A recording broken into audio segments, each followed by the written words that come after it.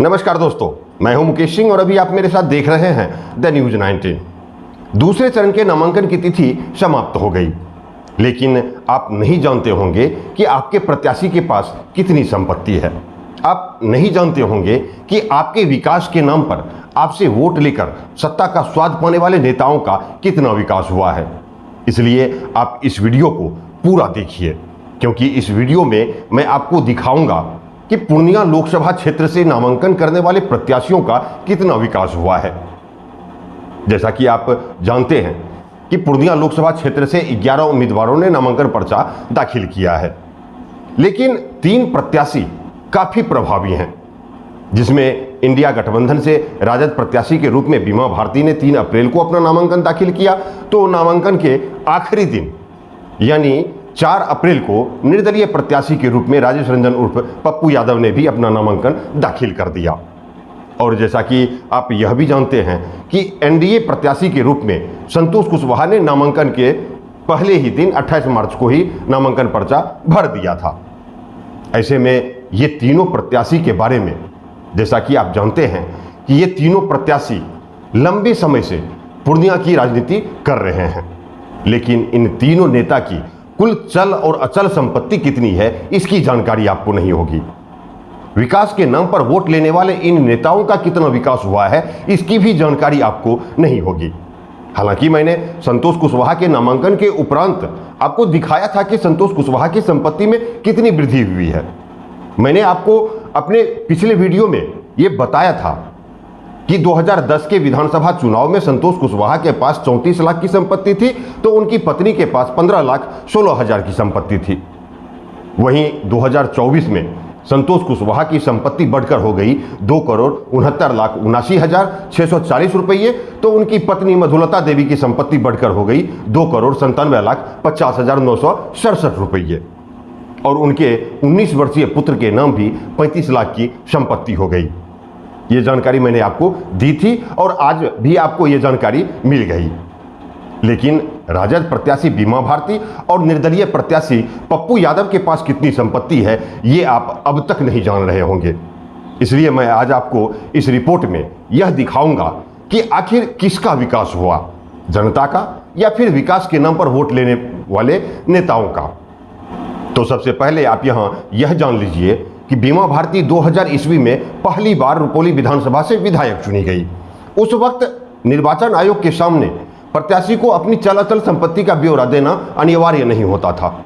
इसलिए 2000 ईस्वी में कितनी संपत्ति थी बीमा भारती के पास, ये मैं नहीं बता सकता हूं, लेकिन 2005 के चुनाव से यह बताना जरूरी कर दिया गया कि प्रत्याशी के पास जितनी भी चल अचल संपत्ति है, उन्हें निर्वाचन आयोग के सामने इसकी घोषणा करनी होगी। इसलिए मैं यहां आपको बता दूं कि 2005 के विधानसभा चुनाव में बीमा भारती के पास डुमरा मौजा में 14 डिसमिल आवासीय जमीन थी, एक मार्शल गाड़ी थी, 20 ग्राम सोना था, 500 ग्राम चांदी था, और बैंक में उस वक्त उनके पास 50,000 रुपये जमा था। यानी कुल संपत्ति उस वक्त 9 लाख के करीब थी बीमा भारती के पास। उसके बाद 2020 तक वे लगातार रुपौली की विधायक चुनी जाती रही।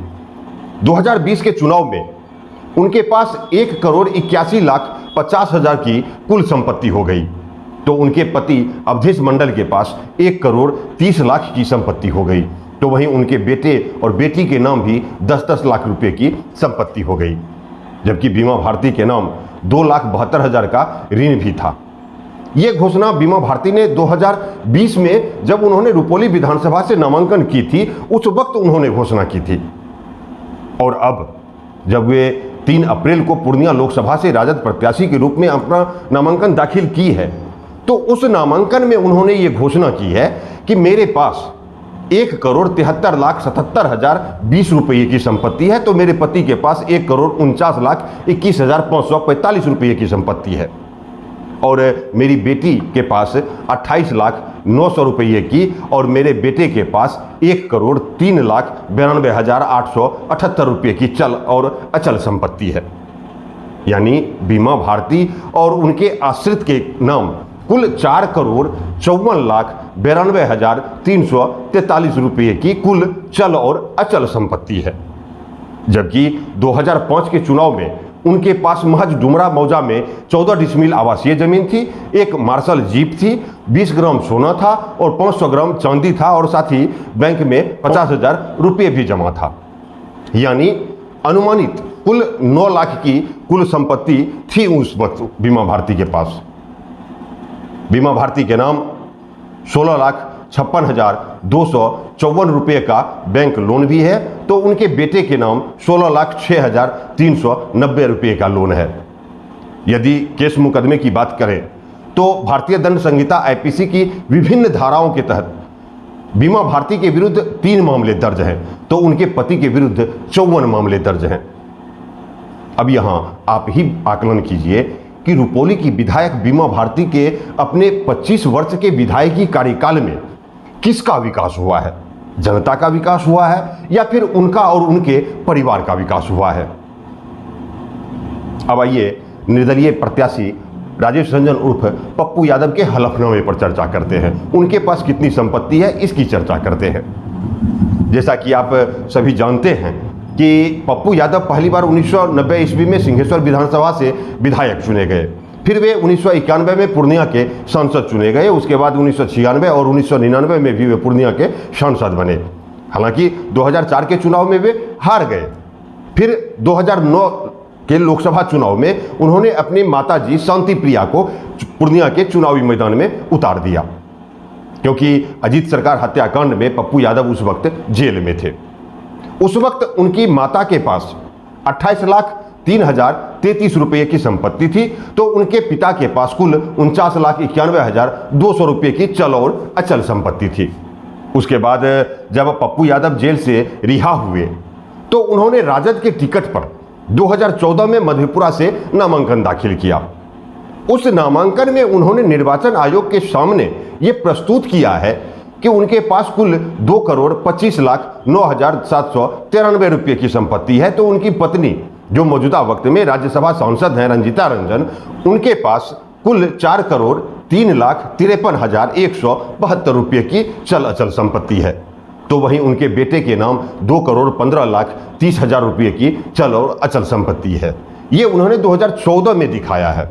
और अब 2024 में जब उन्होंने अपना नामांकन पूर्णिया लोकसभा से निर्दलीय प्रत्याशी के रूप में दाखिल किया, तो उसमें उन्होंने कहा है कि उनके पास 1,68,56,042 रुपये की संपत्ति है, तो उनकी पत्नी की संपत्ति है 10,21,19,869 रुपये। तो वहीं उनके बेटे के नाम 1,84,06,698 रुपये की चल और अचल संपत्ति है। पप्पू यादव के नाम 16,61,808 रुपये का लोन है, तो उनकी पत्नी के नाम 1,55,75,000 रुपये का लोन है। भारतीय दंड संहिता आईपीसी की विभिन्न धाराओं में पप्पू यादव के विरुद्ध अलग अलग थानों में 41 मामले दर्ज हैं। अब यहां आप ही अनुमान लगाइए कि किसका विकास हुआ है, जनता का या फिर नेताओं और उनके परिवार का विकास हुआ है। और ऐसा नहीं है कि ये सारी जानकारी मैं अपने मन से आपको दे रहा हूं, बल्कि प्रत्याशियों ने खुद एफिडेविट करके निर्वाचन आयोग के सामने घोषणा किया है। और आप खुद भी निर्वाचन आयोग के वेबसाइट पर जाकर इस एफिडेविट को देख सकते हैं कि किस प्रत्याशी के पास कितनी चल और अचल संपत्ति है। इस वीडियो में इतना ही। अगले वीडियो में आपको दूसरे चरण के अन्य लोकसभा क्षेत्र से कौन कौन से प्रत्याशियों ने नामांकन दाखिल किया है और उनके पास कितनी चल अचल संपत्ति है, इसकी भी मैं जानकारियां आपको दूंगा।